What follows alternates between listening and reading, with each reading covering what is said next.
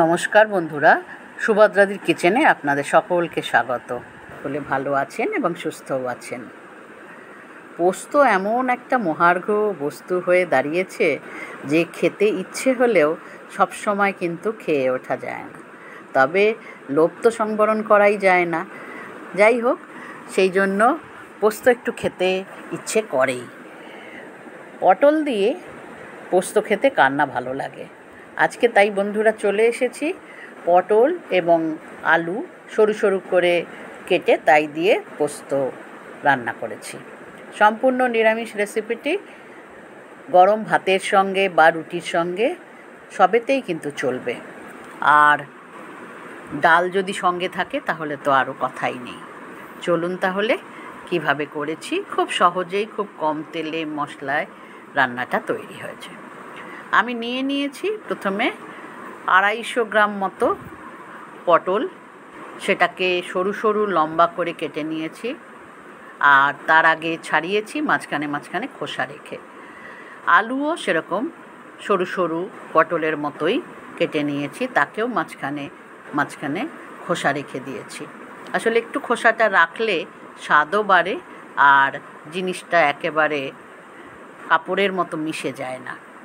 যাই হোক, কেটে নিয়েছি। আর একটা টমেটো নিয়েছি। এদিকে একটা পোস্ত পেস্ট করে নিতে হবে। শিলনোড়ায় বাটলে ভালো, তবে আমি মিক্সিতেই বেটে নিয়েছি। মোটামুটি 4 চামচ পোস্ত দিতেই হয়েছে, না হলে এইটুকু আলু পোস্তও কিন্তু আলু পটলে হবে না। 4টে চামচ মোটামুটি 4 চামচে মেপে তাকে একটু প্রথমে শুকনো অবস্থাতে ঘুরিয়ে নিয়েছিলাম, তাতে বাটাটা খুব মিহি হয়। এবারে সামান্য জল দিলাম তাতে, আর দিয়ে দিলাম 4টে কাঁচা লঙ্কা ভেঙে। এইবার এইটাকে আবার একটা মিহি পেস্ট করে নেব। এবারে ঘোরালে আর বেশি সময় লাগবে না। মোটামুটি দেখুন মিনিট খানেকের মধ্যেই আমার পোস্ত বাটা রেডি। কাঁচা লঙ্কা একটু একটু যদি ভাঙা ভাঙা টুকরো থেকেও থাকে কোনো অসুবিধা নেই। এবারে রান্নায় চলে আসছি। কড়াই বসিয়ে সর্ষের তেল দিলাম একটু 2 চামচ মতো। তেলটা গরম হতে প্রথমে আমি পটলগুলোকে শুধু ভেজে নেব। একসঙ্গে দিলেও হয়, তবে পটল যেহেতু একটু ভাজাটা এই পটল পোস্ততে বেশ লাল লাল করে ভাজতে হয়, তাই জন্য পটলটাকে আমি প্রথমে শুধু একটু নুন হলুদ দিয়ে ভেজে নিয়েছি। নুন হলুদ দিয়ে দিলাম, দিয়ে নাড়াচাড়া করে ঢাকা দিয়ে মিনিট 2-3 তো লাগবেই, আর একটু বেশিও হয়তো লাগতে পারে। আপনারা যেরকম রাখতে চান সেই আন্দাজে রান। আমার কাছে পটল একটু বেশ লাল মতো হবে, তবেই নামাতে ইচ্ছে করে। ঢাকা দিয়ে দিলাম। মাঝখানে 2-3 মিনিট একটুখানি সময় গেছে। এবারে ঢাকনা খুলে দেখুন এখনও কিন্তু হয়নি, আর একটু হতে হবে, তাই আবার ঢাকা দিলাম। বেশ লালচে রং ধরেছে পটলগুলোয় এবং সরু হতে শুরু করেছে। একেই সরু কেটেছি, তার মধ্যে কিন্তু এটা বেশ আরও সরু সরু হয়ে যাবে। যত এটা লালচে সোনালি রং হবে তত কিন্তু পটলের স্বাদ বাড়বে। অনেকে বলে যে পটলে এমন স্বাদ হয় যেটা জলসা লাগে, কিন্তু আমি বলবো সে পটলের যে তরকারি রাঁধুন না কেন, পটলটা যদি ভালো করে লালচে মতো করে ভেজে নেন তাহলে কিন্তু জলসা কোনো মতেই লাগবে না।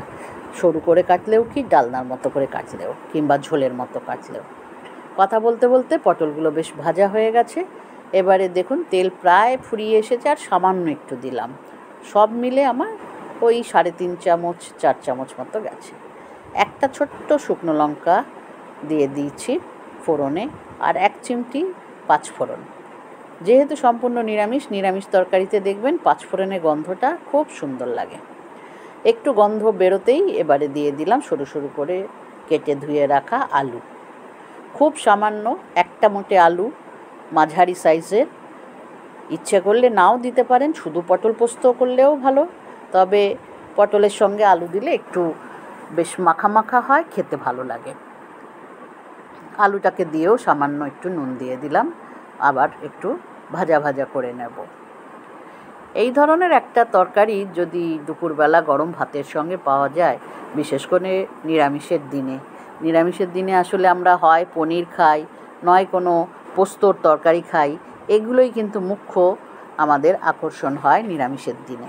সেই জন্যই নিরামিষের দিনে অবশ্যই এই রকম একটি তরকারি আপনারা বানিয়ে নিতে পারেন, বা অফিসে স্কুল কলেজে টিফিন দিতেও কিন্তু এর জুড়ি মেলা ভার। খুবই টেস্টি রান্নাটি। আলু দেখুন নাড়াচাড়া করে করে ভাজা মতো হয়ে এসেছে। এবারে দিয়ে দিলাম সেই কেটে রাখা টমেটো আর 2টো কাঁচা লঙ্কা টুকরো করে রাখা, সেইটা দিয়ে আবার একটু নেড়ে চেড়ে এইবারে পোস্ত দিয়ে দেওয়ার পালা আসবে। পোস্তটা আমি গুলে রেখেছি এবং সঙ্গে একটু জল মিশিয়েও নিয়েছি, যাতে মিক্সি থেকে দিতে সুবিধা হয়। দিয়ে দিলাম। পোস্ত আসলে খুব একটা কষাতে লাগে না, তাই জন্য জল মেশালেও এতে কোনো ক্ষতি নেই। এবারে পোস্তটা দিয়ে সামান্য নেড়ে দিয়ে দিলাম পটলগুলো। পটল এবার হালকাভাবে এর সঙ্গে মিশিয়ে দিতে হবে। মোটামুটি এই রান্নাটা করতে এবারে আর একদমই সময় লাগবে না। 2-3 মিনিট একটুখানি আলু পটলটা ভালো করে সেদ্ধ হয়ে যেতে হবে, আর পোস্তটা তার গায়ে মাখা মাখা হয়ে যেতে। দিয়ে দিলাম আরেকটু পরিমাণ মতো নুন। ভালো লাগলে বন্ধুরা অবশ্যই এটা করে খাবেন আপনারাও, নিরামিষের দিন হোক বা এমনি দিনেও হোক। আর ভালো লাগলে কিন্তু চ্যানেলটিকে সাবস্ক্রাইব করবেন। খুবই সাধারণ সহজ রান্না, সহজ পাচ্য, খেতে খুবই অথচ সুন্দর। দিয়ে দিলাম পরিমাণ মতো আরেকটু জল, দিয়ে এবারে ঢাকা দিয়ে দেবো। ভালো লাগলে কিন্তু বন্ধুরা চ্যানেলটিকে সাবস্ক্রাইব করবেন অবশ্যই। পাশে থাকা বেল আইকনটিও কিন্তু প্রেস করে দিতে ভুলবেন না। দেখুন 3-4 মিনিট পর ঝোল কিন্তু প্রায় একেবারে শুকিয়ে এসেছে, গা মাখা হয়েছে। দিয়ে দিলাম 1 চিমটি চিনি। চিনি দিয়ে এবারে দিয়ে দেবো আমি সামান্য একটু কাঁচা তেল। সেই কাঁচা তেলটা দিয়ে এবারে ঢাকা দিয়ে নিভিয়ে দেবো। মিনিট 5-7 রেস্টে রাখার পর দেখুন কীরকম দেখতে হয়েছে। এবার গরম গরম পরিবেশন করে নিলেই হয়ে গেল আলু পটল দিয়ে পোস্ত।